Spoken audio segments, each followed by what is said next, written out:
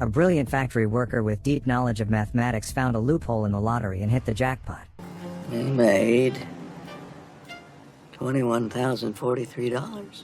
I think we're gonna need more Oreos. Jerry and Marge Selbee live in the small, declining town of Everett, Michigan. Today, they are heading out to buy a huge stack of lottery tickets. For the past 42 years, Jerry has woken up every day at 5:45 a.m. and gone to work. He drives to a cereal factory, always fearing it might be his last day. On one of those days, he arrives at the office to present a new snack box design. The management praises his excellent work but still sends him into retirement. His production line is being shut down. Jerry doesn't want to leave and offers to stay on in another capacity. After all, he's great with numbers and math, but they don't take him seriously and decline. They believe he deserves a rest since he's been their best manager, and now it's time for his golden years. In the evening, family and friends gather at Jerry and Marge's house to celebrate his retirement and share their ideas with him. Jerry doesn't seem very happy. He offers to help his wife with house chores and his son with his stand business, but both decline his offers. Their conversation is interrupted by an excited girl eager to show the gift they have for Grandpa. Everyone heads outside, where they present Jerry with a motorboat. He's very surprised and grateful to his family. A month later, the boat is still parked in the yard. Jerry glances at it, walks past, and goes for a coffee. Sitting at a table, he drinks his coffee and solves a Sudoku puzzle. Then he heads to see his accountant, whose business isn't doing well, so he's also become an online travel agent. The accountant informs Jerry that his account is earning very little interest and suggests investing in stocks. But Jerry isn't interested. He quickly calculates that it would take 7.27 years to increase his profit, and he doesn't want to gamble and lose money.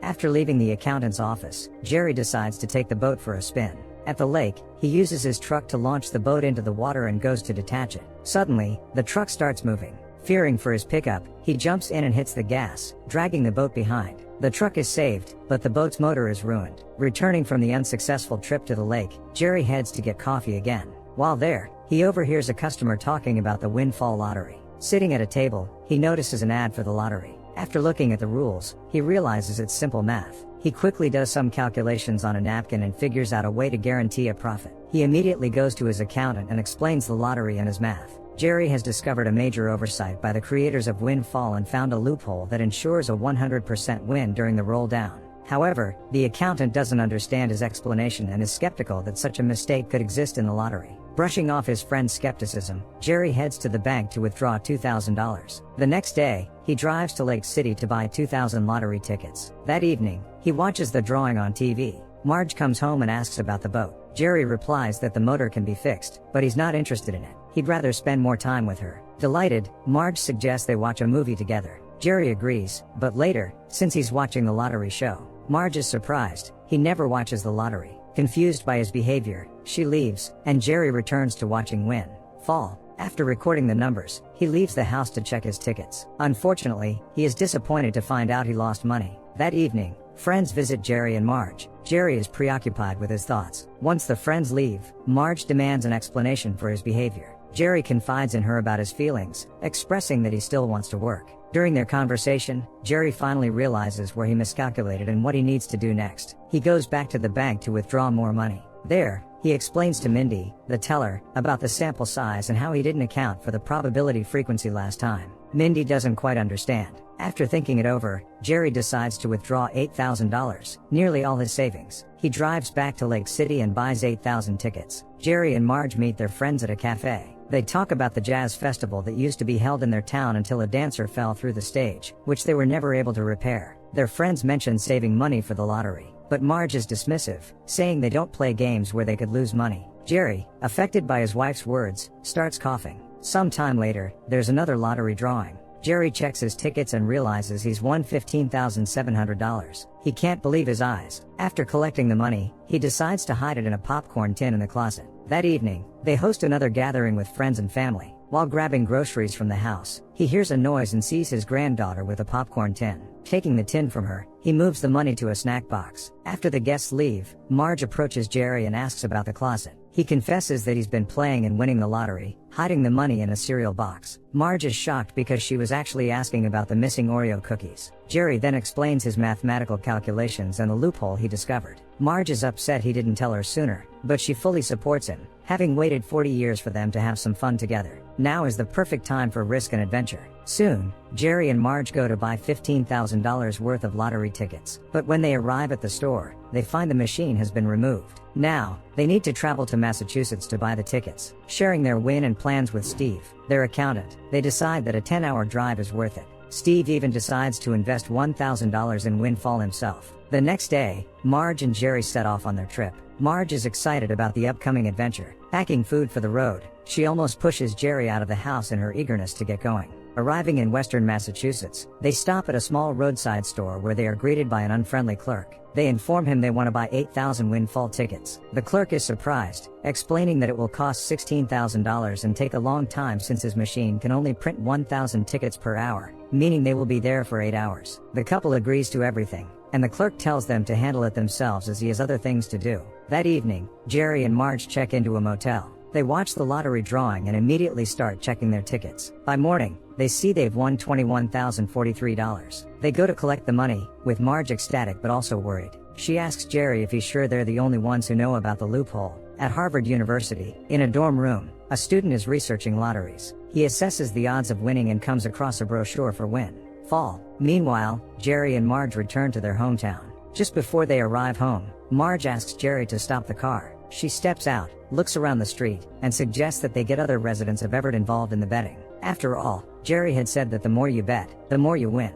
They head to Steve's place to share their plan. They want to create a corporation that everyone can benefit from. Steve agrees but wants to increase his share. Gathering interested townspeople at the cafe, Jerry explains the terms of joining the company. Each person needs to buy a share for $500, and profits are guaranteed. Trusting Jerry, everyone readily agrees. After the meeting, Jerry decides to tell his daughter and son about the business, but they are not too enthusiastic about the news. Some time later, Jerry and Marge return to the roadside store in Lake City. This time, they plan to invest $40,000. The clerk is shocked, wondering where they got so much money and doubts they'll have time to print that many tickets before the store closes. Jerry then explains about their corporation and invites him to join the lottery venture. The clerk eagerly agrees. After the store closes, his friends arrive, and he shares the new earning opportunity with them, who also want to join in. At the motel, Jerry and Marge watch the Windfall results. As soon as the results are announced, Jerry suggests they start counting their tickets. However, Marge proposes they leave it until morning and spend some time together instead. In the office of the Boston Globe, an editor assigns a reporter to look into lotteries and find a sensational story. Reluctantly, she begins her research. In the morning at the motel, Jerry and Marge are awakened by a knock on the door. It's Bill, the excited clerk, announcing that the lottery has sent a tally of the winning tickets from his store. Windfall tickets have won $82,000, and all those tickets belong to Jerry and Marge since no one else bought any. Jerry and Marge continue playing, and their winnings grow larger each time. They store the losing tickets in containers in the garage. At Harvard, the student completes his calculations and finds the flaw in Windfall. He shares his findings with a friend, and they hatch a plan. Gathering their friends, he proposes pooling their money to participate in the lottery. Enthusiastically, they agree. Meanwhile, Shirley and Howard ask Jerry's son, Doug, to help fix the stage. They want to invest in it and bring the jazz festival back to town. After meeting with them, Doug visits his father. Seeing all the endless boxes of tickets, he asks why Jerry keeps them. Jerry explains that it's for tax purposes, as the IRS will want to see all the losing tickets during an audit. He also tells Doug that his friends have funded the amphitheater repairs. Meeting Steve at the cafe, Jerry announces they're ready to bet $600,000, which equates to 312,000 tickets. They will need to print tickets for 12 hours a day over 4 days. They're unsure how much longer the game will last, so they need to win as much as possible to complete the repairs and host the festival. Bill decides to help the couple by ordering a second lottery machine for his cafe with the help of a friend. Now, they can print tickets around the clock. A journalist at the Boston Globe reports to her editor that she's found a strange man who wins a large sum every 3 weeks by traveling to another state. At the roadside store, Marge chats with Bill, who tells her he finally filed for divorce from his wife. At Harvard, the student tells his classmates they've won $50,000. However, his friend reveals there's another group. Their winnings should have been higher, indicating they are splitting the pot with someone else. To investigate, he hacked the lottery site and found this other group. Jerry joins Marge at the store, having taken off early to celebrate their wedding anniversary. He invites her to dance, a long overdue promise from their high school prom. However, they're interrupted by two students, Tyler and Eric, who are amused by the couple's age. Tyler proposes they join forces, arguing that competing against each other harms both groups. Jerry declines and asks them to leave. Tyler makes a final attempt to persuade Jerry, explaining that Harvard teaches them binomial distribution, which increases their chances if they fill out the forms manually. Jerry, smirking, counters that this distribution ignores the human factor and the time spent filling out tickets. They earn $32 for every $100,000 won. The students leave angrily, and Jerry and Marge continue their interrupted evening. Bill finally divorces his wife, giving her the house in exchange for her not claiming any shares of G's strategy. She happily agrees. As they leave the lawyer's office, Candace asks about the company. Bill explains that it's his company, and they win the lottery every month. Wishing her good luck, he drives off. Jerry walks down the street and sees Steve with his new Corvette. At the cafe, Steve shares the news about the second group. The Boston Globe journalist visits the Massachusetts State Lottery headquarters, finding Mr. Grazio. She asks if he knows about a man in Michigan who wins millions every month in windfall. Mr. Grazio responds that in a lottery, some people are just lucky. At the cafe, Jerry unexpectedly encounters Tyler, who demands that Jerry leave the game. Tyler threatens to hack their accounts, finances, and identities if Jerry doesn't comply. Resigned to defeat, Jerry informs his friends and investors that they're pulling out of the game. His son, Doug, argues that he shouldn't let a young punk dictate his actions. After their conversation, Jerry goes for a walk to reflect. The next morning, Marge tells Jerry that the roll down is this weekend. She, like all their friends, believes he should take the risk again. With their support, nothing seems too foolish. Encouraged by his wife and friends, Jerry decides to make another bet. Tyler and Eric calculate their winnings and realize Jerry hasn't quit. Tyler suggests they change the game rules and create an early roll down by hacking the lottery site. The roll down occurs when the prize pool reaches $2 million. They plan to bet $1 million when the pool hits $1 million, ensuring their victory. Eric agrees, but they lack the funds. Tyler then approaches his father's wealthy friends with his strategy, securing the necessary money. Tyler sends his team to buy tickets. Jerry and Marge arrive at the motel. Before they can check in, Bill shows up, informing them they missed the roll down, which happened the day before. Roll downs only occur every 3 weeks, so Jerry realizes the Harvard students must have manipulated it. Furious, Jerry drives to the university and confronts Tyler in front of his friends, expressing his outrage. Back home, Jerry, Marge, Steve, and Bill discuss their next move. They reject the idea of staging their own roll down, as it would harm other players. Jerry comes up with a different solution. A husband and wife head to the main office of Windfall. They request that the lottery website display the current jackpot amount. This will make the game fairer and prevent any artificial roll downs. They also want 2 machines placed in the liquor hut in Sunderland. The management agrees to their requests. Tyler and Eric are walking down the street when Tyler notices that Windfall has updated their website to show the jackpot amount, meaning they can't pull off a roll down anymore. Tyler is furious and determined to find a way to break the guy responsible.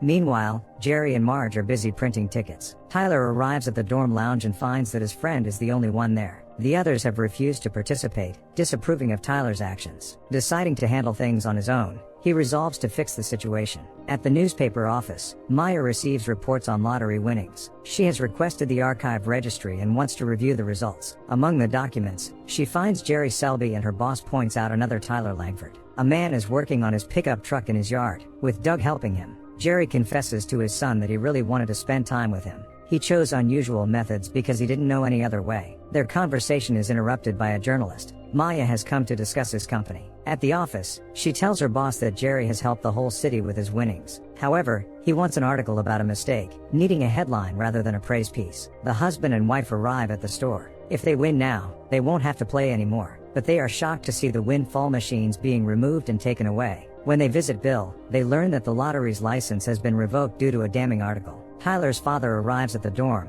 having learned from the newspaper about his son's actions. Marge and her daughter are watching TV. The news reports that windfall players discovered a major flaw and earned millions of dollars, leading the organizers to shut down the lottery. Dodd asks his mother why they didn't place a bet in the final roll down. His mother replies that even if they had found where to buy tickets, it wouldn't have been the same. For her father, it wasn't just a game, it was an opportunity to use his talent. Steve arrives at Jerry's house and asks him to meet with investors. That evening, when Jerry arrives at the meeting, he is amazed to see a lit-up stage. The jazz festival has begun. He can't believe his eyes since they missed the final draw. His friends explain that they went to every store in the state and bought up all the tickets. They revived the city from the ashes, and they couldn't just let it all go. At that moment, the host invites Tori Kelly onto the stage, and Jerry asks his wife to dance. During their dance, Marge confesses that she really wanted to hit the jackpot at least once. Jerry, hugging her tighter, tells her that he did it many years ago. Jerry and Marge disbanded their band after the windfall lottery was closed. They spent most of their money on starting a construction business. Like many of their friends and neighbors, they invested in the education of their children and grandchildren. Jerry also bought himself a new, slightly used pickup truck. In total, his lottery calculations earned them $27 million. How would you handle discovering a loophole like that? Would you use it for your own gain or to help others? Share your thoughts in the comments below, give us a thumbs up, and subscribe to the channel. See you in the next videos.